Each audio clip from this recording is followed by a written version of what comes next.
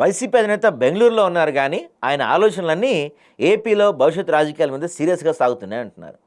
ఓవైపు పార్టీని పటిష్టం చేసుకోవటం, ఇంకోవైపు అధికార కూటమి జోరుని తట్టుకొని వైసీపీ నైతికంగా నిలబెట్టడం, రానున్న 3 ఏళ్లలో వచ్చే ఎన్నికల కోసం వ్యూహరచన చేయటం, ఇలా జగన్ అనేక విధాలుగా కార్యాచరణ సిద్ధం చేసుకుంటున్నారు.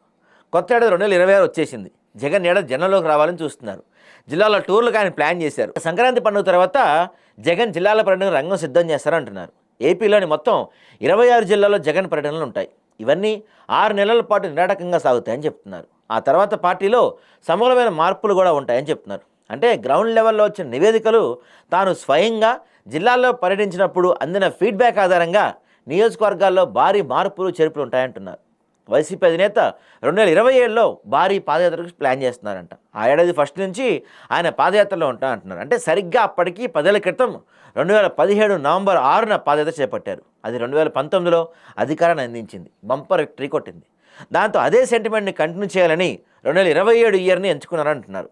అప్పుడు నవంబర్ అయితే ఈసారి మరో 8 నెలల ముందు అంటే ఫిబ్రవరి లేదా మార్చి నుంచి భారీ పాదయాత్ర సాగుతుందని చెప్తున్నారు. దానికి కారణం ఈసారి ఏకంగా 5,000 కిలోమీటర్లు టార్గెట్ పెట్టుకున్నారంటే జగన్. సో దాంతో 2029 మొదటి కల్లా పాదయాత్ర పూర్తి చేసుకోవడానికి ఈ ప్రిపరేషన్ చేస్తున్నారు జగన్మోహన్ రెడ్డి గారు. ఈసారి పాదయాత్ర ఏకంగా 24 నెలల పాటు ఉండే ఛాన్స్ అయితే ఉంటుందంట. అయితే గతంలో జగన్ పాదయాత్ర చేసినప్పుడు ఆయన తల్లి విజయమ్మ, చెల్లెలు షర్మిల పార్టీ చూసుకునేవారు. వారి కుటుంబ సభ్యులు కాబట్టి నమ్మకంగా ఉండేవారు. జగన్ పాదయాత్ర పేరుతో రోడ్డు మీద ఉంటే పార్టీని పూర్తి స్థాయిలో ఇద్దరు కనిపెట్టుకొని ఉండేవారు. అయితే ఈసారి అలాంటి పరిస్థితి లేదంటున్నారు తల్లి విజయమ్మ. విజయమ్మ రాజకీయాలకు దూరంగా ఉన్నారు. షర్మిల కొత్త పార్టీ పెట్టి ఆ తర్వాత ఆమె కాంగ్రెస్లో ఉన్నారు. ఈ నేపథ్యంలో వారి లోటు అయితే వైసీపీలో ఇప్పుడు ఎంతో స్పష్టంగా కనిపిస్తుంది. ఈ నేపథ్యంలో వైసీపీ అధినాయకత్వం కొత్త ఆలోచనలు చేస్తుంది. జగన్ అయితే తన సతీమణి భారతీయ రాజకీయాల్లోకి తీసుకోవాలని చూస్తున్నారంటున్నారు.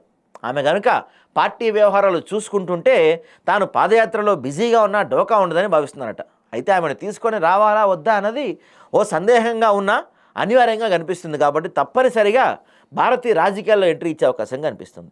మరి భారత్ కనుక రాజకీయంగా ఎంట్రీ ఇచ్చి పూర్తిగా పార్టీ వ్యవహారాలు అవగాహన చేసుకోవాలంటే దానికి 2026 సరైన సమయం అంటున్నారు.